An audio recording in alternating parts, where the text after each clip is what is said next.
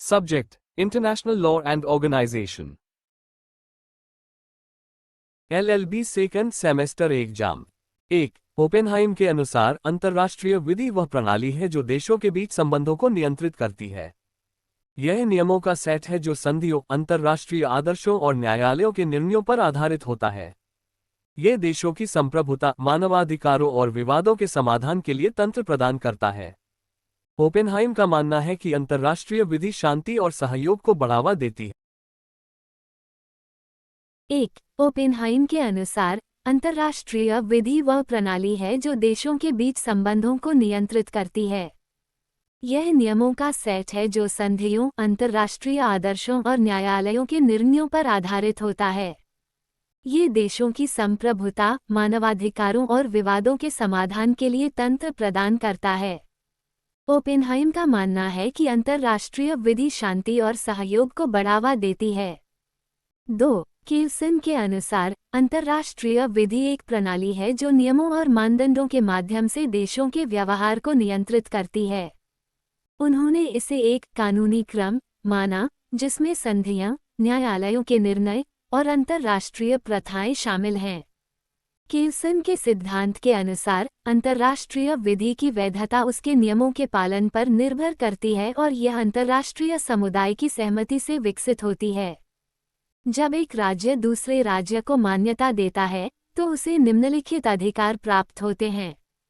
1. राजनयिक संबंध स्थापित करने का अधिकार। मान्यता प्राप्त राज्य को राजनयिक मिशन जैसे कि दूतावास और वाणिज्यिक दूतावास स्थापित करने का अधिकार मिलता है।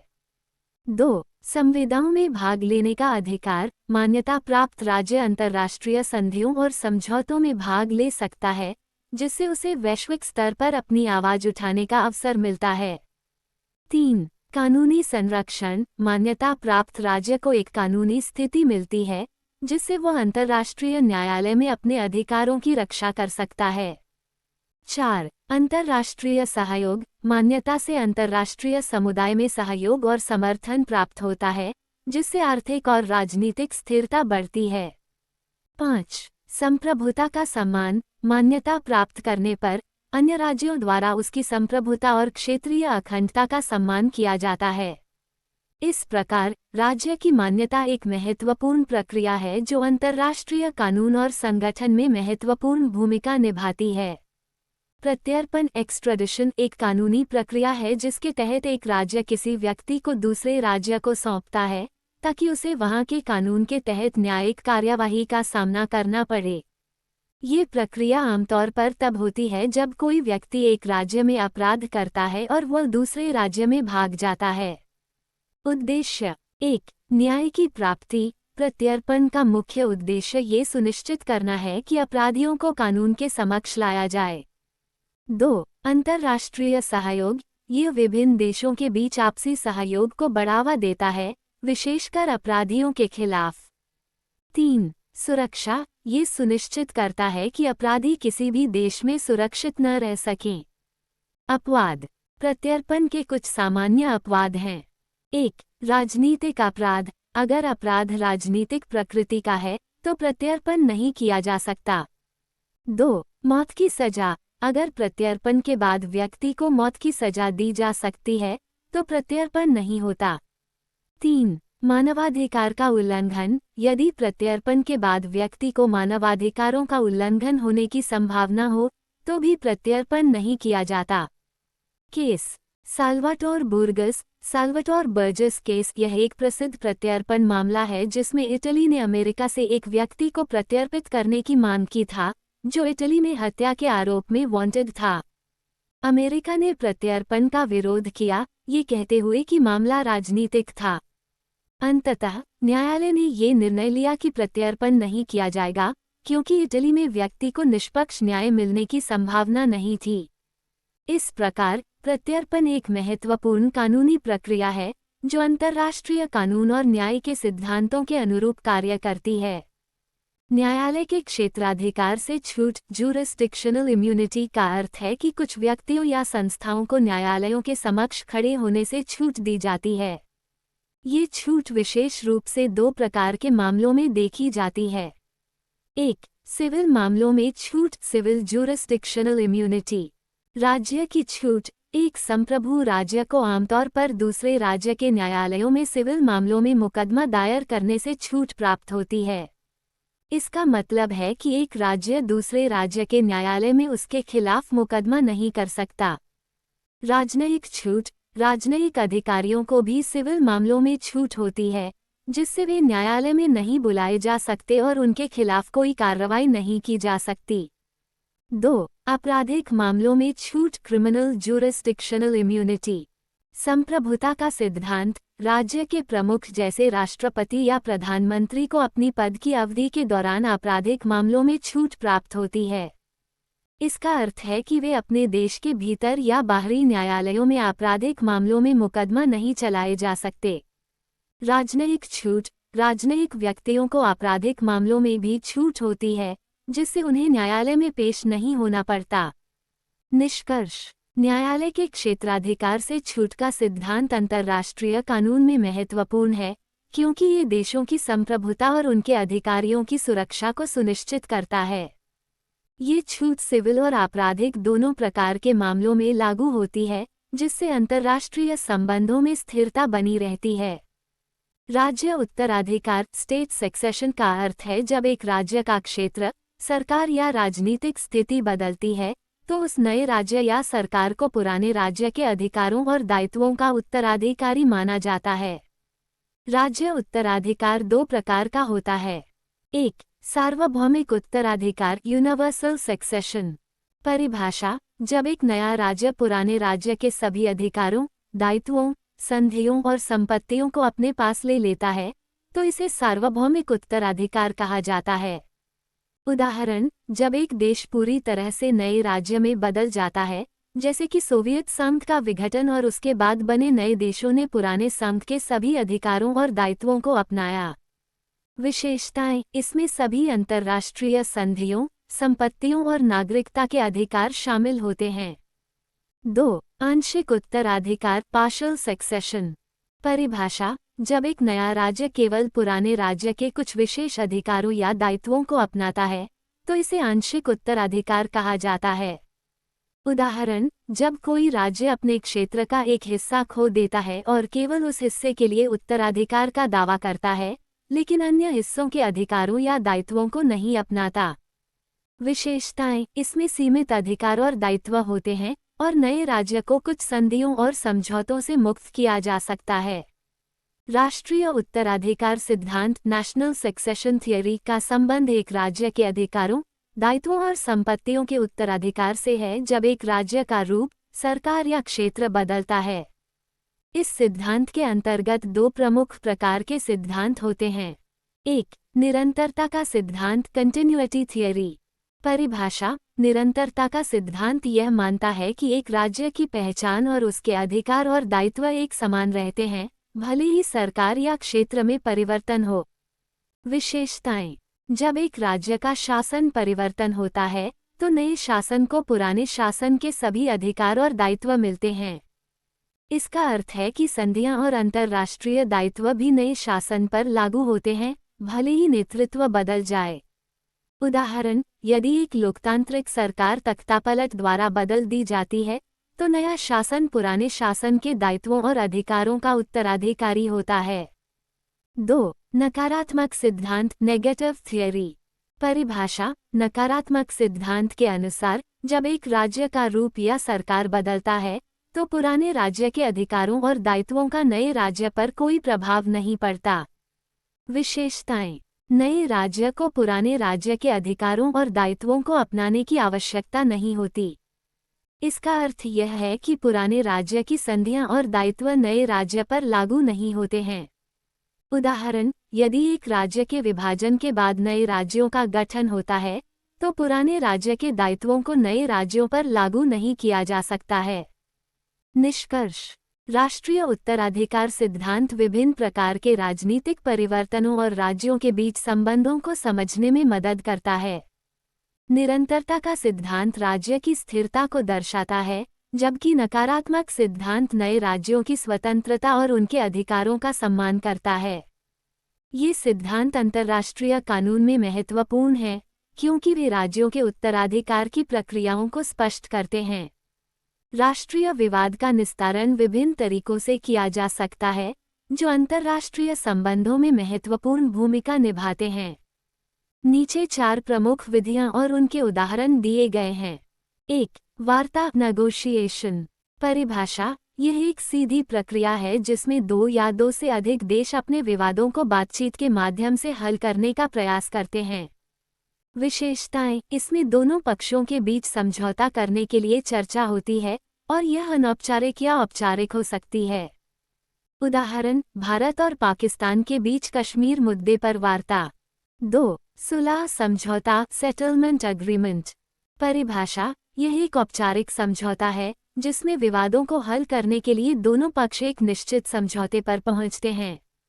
विशेषताएं: इसमें विवाद का समाधान करने के लिए शर्तें और प्रक्रियाएं निर्धारित की जाती हैं।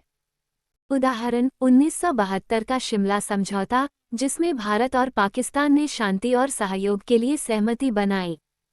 3. मध्यस्थता मीडिएशन। परिभाषा: मध्यस्थता में एक तटस्थ तीसरे पक्ष मध्यस्थ को शामिल किया जाता है, जो विवाद के समाधान में मदद करता है। विशेषताएं: मध्यस्थता में पक्षों के बीच संवाद को सुगम बनाना और समाधान के लिए सुझाव देना शामिल होता है। उदाहरण: अमेरिका द्वारा इराक और कुवैत के बीच मध्यस्थता। 4. न्यायिक निर्णय जुडिशियल डिसीजन। परिभाषा: यह एक औपचारिक प्रक्रिया है जिसमें विवाद को अंतर्राष्ट्रीय न्यायालय या किसी अन्य न्यायालय के समक्ष प्रस्तुत किया जाता है।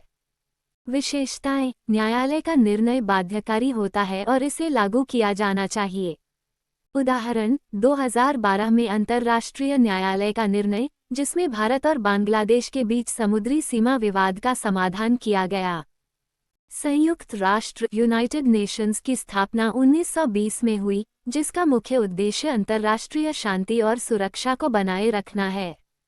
इसका गठन कई प्रमुख अंगों के माध्यम से किया गया है। नीचे संयुक्त राष्ट्र के 4 प्रमुख अंगों और इसकी असफलताओं के कारणों को समझाया गया है। 1. सभा जनरल असेंबली। परिभाषा: ये संयुक्त राष्ट्र का मुख्य निर्णय लेने वाला अंग है, जिसमें सभी सदस्य देशों के प्रतिनिधि शामिल होते हैं। कार्य: सभा में सभी सदस्य देशों को एक समान अधिकार होता है और यह अंतर्राष्ट्रीय मुद्दों पर चर्चा करती है, बजट को स्वीकृत करती है और नए सदस्यों को स्वीकार करती है। 2. परिषद सिक्योरिटी काउंसिल।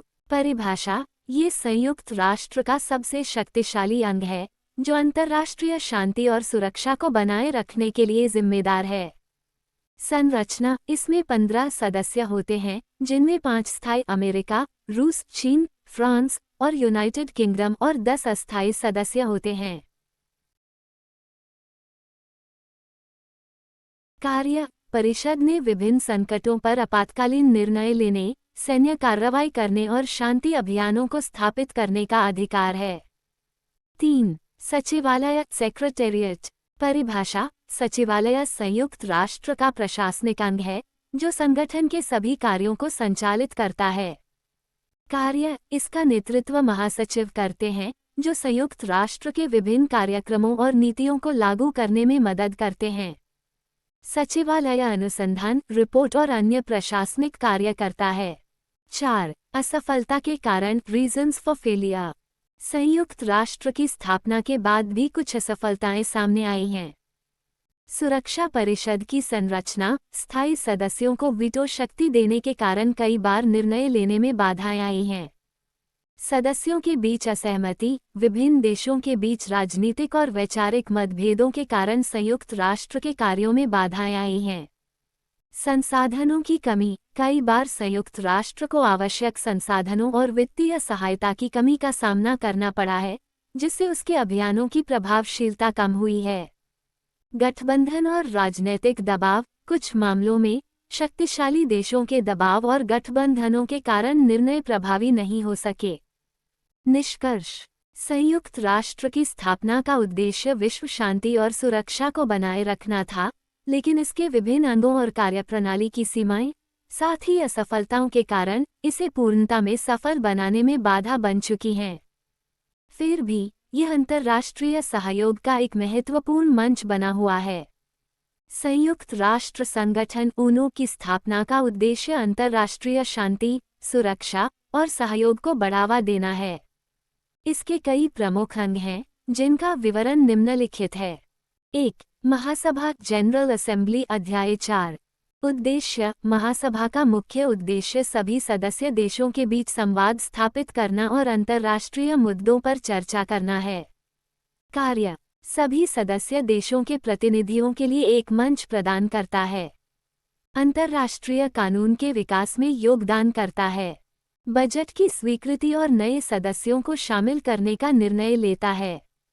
शक्तियां। महासभा में कोई बाध्यकारी निर्णय नहीं होते, लेकिन यह महत्वपूर्ण प्रस्ताव पारित कर सकता है, जो सदस्यों के लिए नैतिक रूप से बाध्यकारी होते हैं। 2. सुरक्षा परिषद सिक्योरिटी काउंसिल अध्याय 5। उद्देश्य। अंतर्राष्ट्रीय शांति और सुरक्षा को बनाए रखना। कार्य। संकटों का समाधान करना और शांति अभियानों को स्थापित करना। सैन्य कार्रवाई करने का अधिकार। प्रतिबंध लगाने और शांति के लिए आवश्यक उपायों को लागू करने का अधिकार। शक्तियां। इसमें 15 सदस्य होते हैं, जिनमें 5 स्थायी वीटो अधिकार के साथ और 10 अस्थायी सदस्य होते हैं। स्थायी सदस्यों के वीटो अधिकार के कारण महत्वपूर्ण निर्णयों में बाधाएं आ सकती हैं। 3. न्यासिता परिषद ट्रस्टीशिप काउंसिल अध्याय 13। उद्देश्य। गैर स्वायत्त क्षेत्रों के प्रशासन और विकास को सुनिश्चित करना। कार्य। क्षेत्रों के विकास की निगरानी करना और उनकी स्वतंत्रता के लिए मार्गदर्शन करना। न्यास क्षेत्रों के प्रशासन की समीक्षा करना। शक्तियां। हालांकि वर्तमान में सभी न्यासी क्षेत्रों को स्वतंत्रता मिल चुकी है, इसलिए इस परिषद का कार्य लगभग समाप्त हो चुका है और इसका सक्रियता में कोई भूमिका नहीं रह गई है। 4. अंतर्राष्ट्रीय न्यायालय इंटरनेशनल कोर्ट ऑफ जस्टिस अध्याय 14। उद्देश्य। अंतर्राष्ट्रीय विवादों का न्यायिक समाधान प्रदान करना। कार्य। देशों के बीच विवादों का निपटारा करना। अंतर्राष्ट्रीय कानून के प्रश्नों पर सलाह देना। शक्तियां। न्यायालय के निर्णय बाध्यकारी होते हैं, लेकिन केवल उन देशों पर लागू होते हैं जो इस पर सहमति देते हैं। ये न्यायालय विवादों को सुलझाने के लिए एक महत्वपूर्ण मंच है। 5. सचिवालय सेक्रेटेरिएट अध्याय 15। उद्देश्य। संयुक्त राष्ट्र के कार्यों का प्रशासन करना। कार्य। महासचिव द्वारा नेतृत्व किया जाता है, जो विभिन्न कार्यक्रमों और नीतियों को लागू करने में मदद करता है। अनुसंधान, रिपोर्टिंग और प्रशासनिक कार्य करना। शक्तियां। सचिवालय की शक्ति मुख्य रूप से प्रशासनिक होती है, लेकिन यह महासभा और सुरक्षा परिषद के लिए महत्वपूर्ण जानकारी और सहायता प्रदान करता है। निष्कर्ष। ऊनो का उद्देश्य शांति, सुरक्षा और अंतर्राष्ट्रीय सहयोग को बढ़ावा देना है। इसके विभिन्न अंग, जैसे महासभा, सुरक्षा परिषद, न्यासिता परिषद, अंतर्राष्ट्रीय न्यायालय और सचिवालय, सभी मिलकर इस उद्देश्य को पूरा करने में योगदान करते हैं, हालांकि उनके कार्य और शक्तियां भिन्न होती हैं। महासभा जनरल असेंबली संयुक्त राष्ट्र का एक महत्वपूर्ण अंग है, जिसमें सभी सदस्य देशों के प्रतिनिधि शामिल होते हैं। महासभा की कार्य और शक्तियां निम्नलिखित हैं। 1. सदस्यता के लिए शर्तें। शर्तें। महासभा में सदस्यता लेने के लिए देशों को संयुक्त राष्ट्र चार्टर के सिद्धांतों का पालन करना होगा। प्रत्येक सदस्य को स्वतंत्र और संप्रभु राज्य होना चाहिए। स्वीकृति प्रक्रिया। नए सदस्यों को महासभा में स्वीकार करने का निर्णय सुरक्षा परिषद की सिफारिश पर लिया जाता है और इसे महासभा द्वारा 2/3 बहुमत से अनुमोदित किया जाता है। 2. निर्वाचन संबंधी शक्तियां। निर्वाचन। महासभा विभिन्न महत्वपूर्ण पदों के लिए चुनाव आयोजित करती है, जैसे कि सुरक्षा परिषद के अस्थायी सदस्यों का चुनाव, अंतर्राष्ट्रीय न्यायालय के न्यायाधीशों का चुनाव और विभिन्न संयुक्त राष्ट्र एजेंसियों के प्रमुखों का चुनाव। शक्तियां। महासभा चुनाव प्रक्रिया को निर्धारित करती है और चुनाव परिणामों की पुष्टि करती है। 3. वित्तीय संबंधी शक्तियां। बजट स्वीकृति। महासभा संयुक्त राष्ट्र के वार्षिक बजट को स्वीकृत करती है। ये सदस्यों के लिए वित्तीय दायित्वों को निर्धारित करती है। वित्तीय योगदान। महासभा ये तय करती है कि सदस्य देशों को किस प्रकार वित्तीय योगदान करना है और यह सुनिश्चित करती है कि संगठन के कार्यों के लिए पर्याप्त वित्तीय संसाधन हों। 4. पर्यवेक्षक संबंधी शक्तियां एवं कार्य। पर्यवेक्षक स्थिति। महासभा कुछ संगठनों और राज्यों को पर्यवेक्षक का दर्जा प्रदान करती है, जिससे उन्हें महासभा की बैठकों में भाग लेने और विचार विमर्श करने की अनुमति मिलती है, लेकिन मतदान का अधिकार नहीं होता। कार्य। पर्यवेक्षक देशों और संगठनों को महासभा के कार्यों और निर्णयों से अवगत कराना और उन्हें अंतर्राष्ट्रीय मुद्दों पर जागरूक करना। 5. संविधिक संबंधी कार्य एवं शक्तियां। संविधान में संशोधन। महासभा संविधान में संशोधन का प्रस्ताव कर सकती है, जिसे 2/3 बहुमत से स्वीकृत किया जाना चाहिए। अंतर्राष्ट्रीय कानून का विकास। महासभा विभिन्न अंतर्राष्ट्रीय कानूनों और संधियों के विकास में योगदान देती है और नए प्रस्तावों पर विचार करती है। निष्कर्ष। महासभा संयुक्त राष्ट्र का एक प्रमुख अंग है, जो सदस्यता, निर्वाचन, वित्तीय प्रबंधन, पर्यवेक्षक संबंधी कार्य और संविधिक संशोधनों से संबंधित महत्वपूर्ण कार्यों और शक्तियों का संचालन करती है। यह अंतर्राष्ट्रीय सहयोग को बढ़ावा देने और वैश्विक मुद्दों पर चर्चा करने का एक महत्वपूर्ण मंच है। अंतर्राष्ट्रीय विधि इंटरनेशनल लॉ और राष्ट्रीय विधि नेशनल लॉ के बीच संबंधों को समझना महत्वपूर्ण है, क्योंकि ये दोनों कानून के 2 अलग-अलग क्षेत्र हैं, जो एक दूसरे के साथ अंतर्संबंधित हैं। इनके बीच के संबंध निम्नलिखित बिंदुओं में समझाए जा सकते हैं। 1. परिभाषा। अंतर्राष्ट्रीय विधि ये उन नियमों और सिद्धांतों का संग्रह है जो राज्यों और अन्य अंतर्राष्ट्रीय व्यक्तियों के बीच संबंधों को नियंत्रित करते हैं। इसमें संधियां, अंतर्राष्ट्रीय आदर्श और न्यायालयों के निर्णय शामिल होते हैं। राष्ट्रीय विधि ये किसी विशेष राज्य के भीतर लागू होने वाले नियम और कानून हैं, जो उस राज्य के नागरिकों और सरकारी संस्थाओं पर लागू होते हैं। 2. प्रभाव। अंतर्राष्ट्रीय विधि का राष्ट्रीय विधि पर प्रभाव। कई देशों में अंतर्राष्ट्रीय संधियों और नियमों को राष्ट्रीय विधि में शामिल किया जाता है। जब एक राज्य किसी अंतर्राष्ट्रीय संधि पर हस्ताक्षर करता है, तो उसे अपने राष्ट्रीय कानूनों में इसे लागू करना होता है। राष्ट्रीय विधि का अंतर्राष्ट्रीय विधि पर प्रभाव। कुछ मामलों में राष्ट्रीय कानूनों के अनुसार बनाए गए निर्णय या कानून अंतर्राष्ट्रीय स्तर पर मान्यता प्राप्त कर सकते हैं, यदि वे अंतर्राष्ट्रीय मानकों के अनुरूप हों। 3. प्राथमिकता। अंतर्राष्ट्रीय विधि की प्राथमिकता। कुछ देशों में अंतर्राष्ट्रीय कानून को राष्ट्रीय कानून पर प्राथमिकता दी जाती है। इसका अर्थ है कि अगर किसी अंतर्राष्ट्रीय संधि का राष्ट्रीय कानून से टकराव होता है, तो अंतर्राष्ट्रीय कानून को प्राथमिकता दी जाएगी। राष्ट्रीय विधि की प्राथमिकता। कई देशों में राष्ट्रीय कानून को सर्वोच्च माना जाता है और अंतर्राष्ट्रीय कानून को लागू करने के लिए पहले इसे राष्ट्रीय कानून में समाकलित करना आवश्यक होता है।